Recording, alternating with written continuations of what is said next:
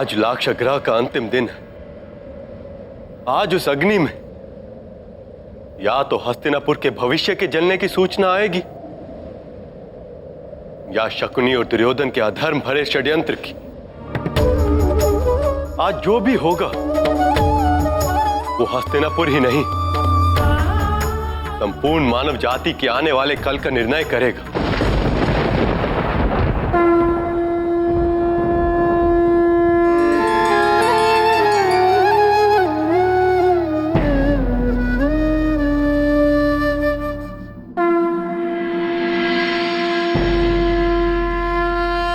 भांजे, भांजे, दुर्योधन भांजे, क्या बात है पुत्र, तुम्हारे जीवन में ये कितने हर्ष का अवसर है, फिर तुम्हारे मुख पर ये दुख क्यों भांजे?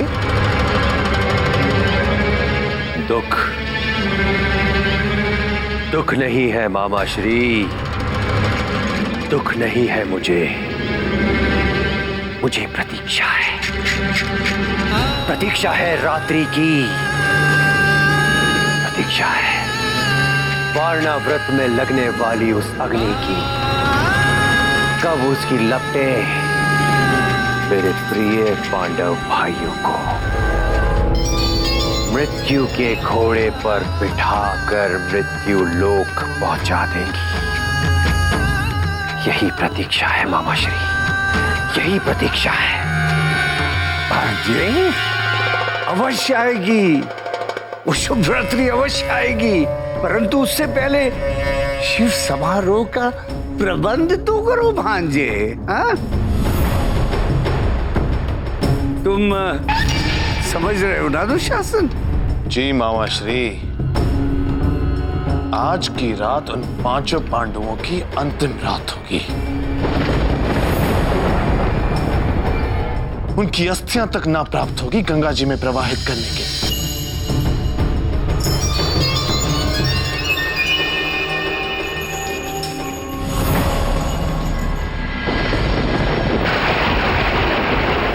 माते, हम सब तैयार हैं। मेरे विचार से हमें मंदिर के लिए प्रस्थान करना चाहिए।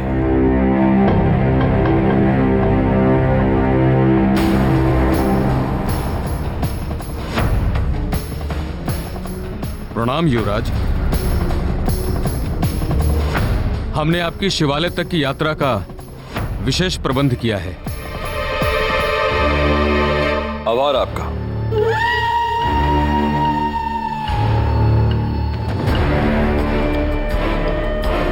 राजकुमार भीम नहीं दिखाई दे रहे।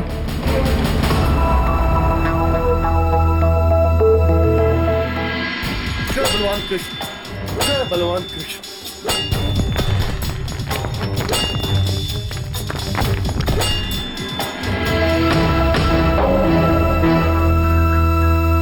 भ्राता भीम ने भोजन आज अधिक मात्रा में किया है। उनकी तबीयत कुछ ठीक नहीं है, इसलिए वो अपने कक्ष में आराम कर रहे हैं। आज वो हमारे साथ ना आएंगे।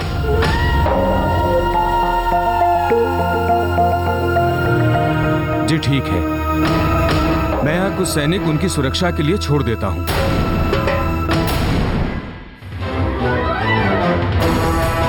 कदाचित तुम्हें अनुमान नहीं है कि तुम किसके विषय में बात कर रहे हो। भीम वो महाबली है जो महाकाल को भी परास्त कर दे।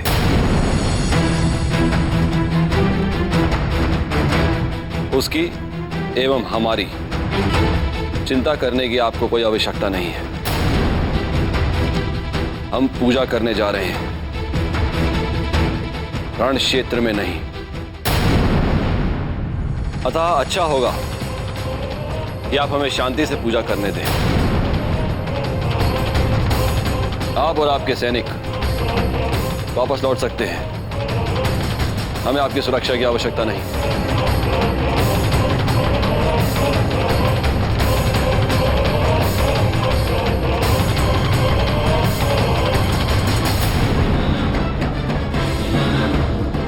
हमारी बात समझ गए ना आप? प्रणाम।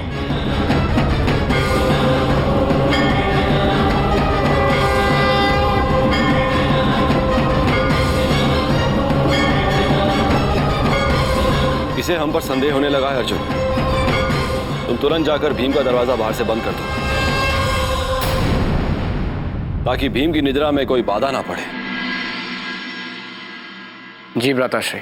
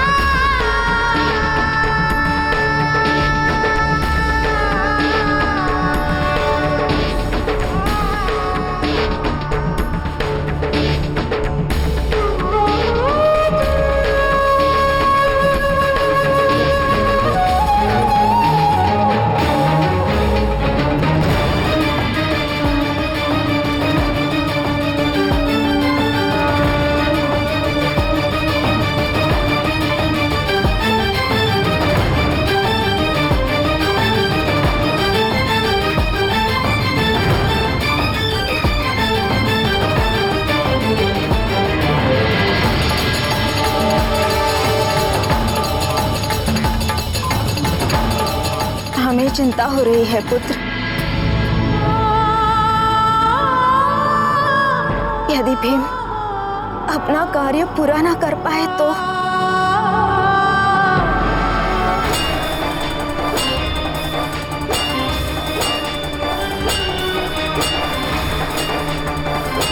युधिष्ठिर, यदि उस सुरंग का कार्य पूरा ना हुआ तो हमारे बचने की इसके बाद कोई उम्मीद ही न बचेगी। अपने कन्हैया पर विश्वास रखें माते। सारी सृष्टि चलाने वाले वो हैं, और उनके होते सब संभव है। आप चिंता ना करें, हमें हमारे कार्य में सफलता मिलेगी।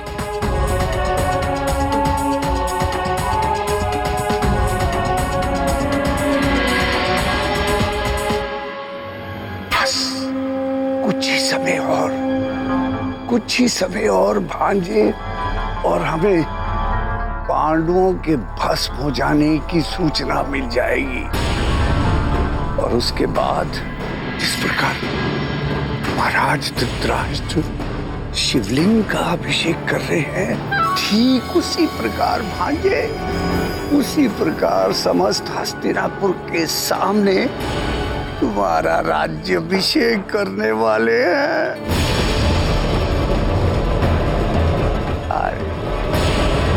बेचारे कृष्ण, पांडवों की मृत्यु उनके सर से सर्वश्रेष्ठ कूटनीतिज्ञ होने का मुकुट तो छीन ही देगी।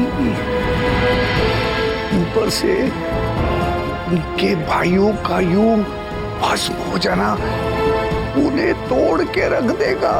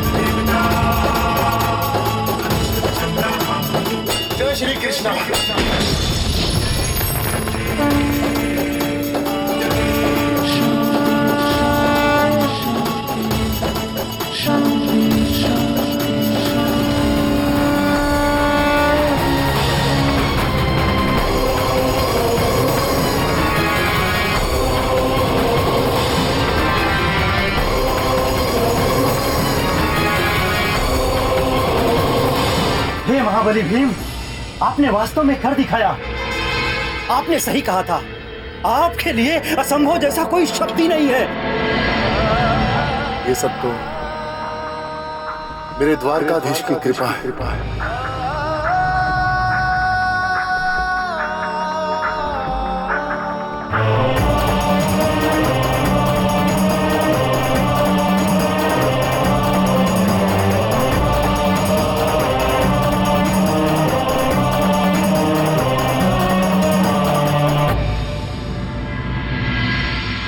आज ये पांडव हमें साथ भी ना ले गए।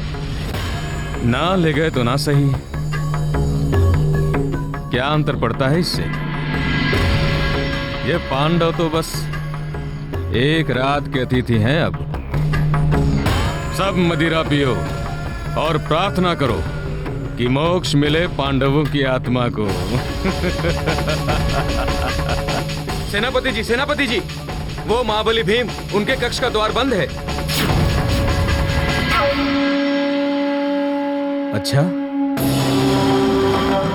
इससे पूर्व तो अपना द्वार विश्राम करने के लिए कभी बंद नहीं करते थे भीम। फिर आज ऐसा क्या हुआ? मुझे चलकर खुद देखना होगा।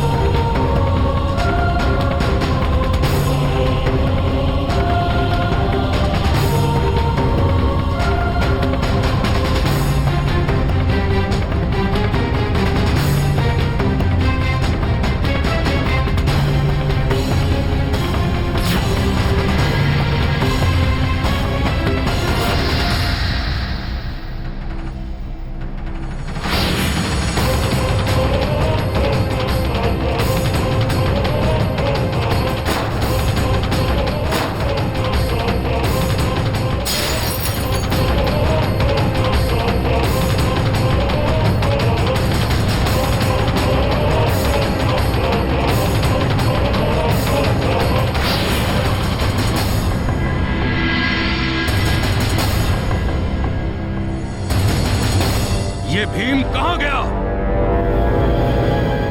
तुम मुझे कहाँ ढूंढ रहे हो दोस्त?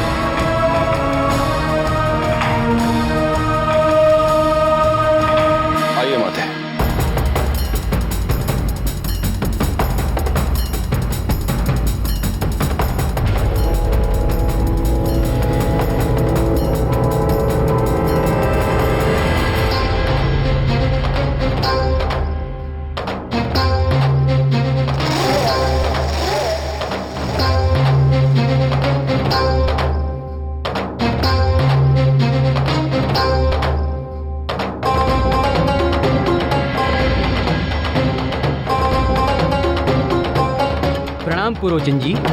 पांडव लाक्षागृह में प्रवेश कर चुके हैं। ठीक है।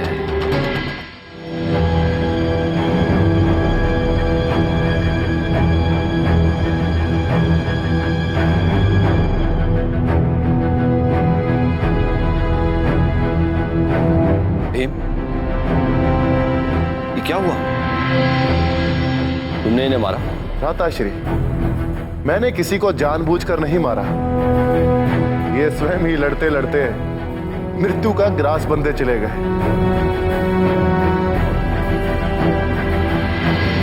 सैनिकों, चलो।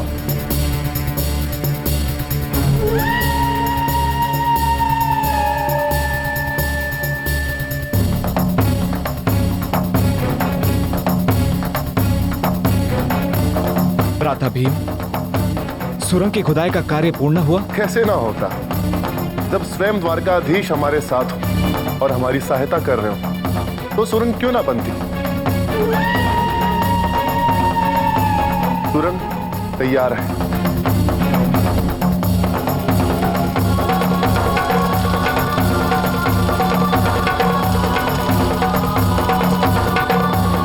आइए, अभी हम चलते हैं। हम पांडु पुत्र हैं, क्षत्रिय हैं। साहस हमारे रक्त में दौड़ता है। इसके बाद भी हम कायरों की तरह भाग रहे हैं। हम उनके साथ युद्ध क्यों नहीं कर सकते? अर्जुन, तुमसे किसने कहा कि हम कायरों की तरह भाग रहे हैं? युद्ध मात्र तलवारों, गदाओं और बाणों की वर्षा का नाम नहीं है। युद्ध एक नीति का नाम है। यहाँ शत्रु छल से हम पर वार कर रहा है और हम शत्रु के उसी अस्त्र का प्रत्युत्तर दे रहे हैं। यही युद्ध की नीति है और यही हम कर रहे हैं। लेकिन जिस प्रकार का युद्ध तुम चाह रहे हो अर्जुन, मुझे लगता है कि वो युद्ध भी होकर रहेगा, किंतु अभी उसका समय नहीं आया है।